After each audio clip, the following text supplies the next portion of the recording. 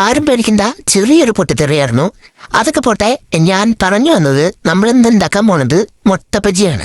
ഇതൊക്കെ ഞങ്ങൾക്ക് ഉണ്ടാക്കാൻ അറിയാം എന്നാണ് നിങ്ങളിപ്പോൾ മനസ്സിൽ ചിന്തിക്കണേന്ന് എനിക്കറിയാം.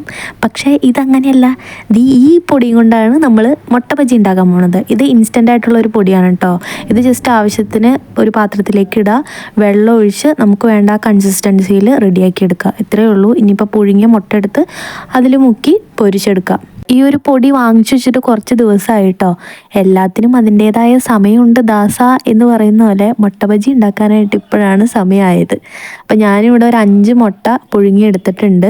ഇനിയിപ്പോൾ ഒരു പാനിലേക്ക് കുറച്ച് വെളിച്ചെണ്ണയോ ഓയിലോ ഒക്കെ ചേർത്തിട്ട് ഈ ഓരോ മുട്ടയായിട്ട് വറുത്ത് കോരിയെടുക്കുക കേട്ടോ. ഇത് ഒരുപാട് മൊരിയിക്കേണ്ട ആവശ്യമൊന്നുമില്ല, എല്ലാവർക്കും തന്നെ അറിയാം. എന്നാലും പറയാണ്, ജസ്റ്റ് ഒന്ന് വെന്ത് കിട്ടിയാൽ മാത്രം മതി ആ മാവ്. കാരണം മുട്ട ഓൾറെഡി വേവിച്ചതാണല്ലോ. ഇനിയിപ്പോൾ ഇതിൻ്റെ കൂടെ ഒരു ടൊമാറ്റോ കെച്ചപ്പും കൂടി ആയാൽ അടിപൊളിയായിരിക്കും. എനിക്കെന്തായാലും കഴിച്ചിട്ട് ഇഷ്ടപ്പെട്ടു കേട്ടോ. ഈ ഒരു പൊടി ആയതുകൊണ്ട് ടേസ്റ്റ് വ്യത്യാസമൊന്നുമില്ല.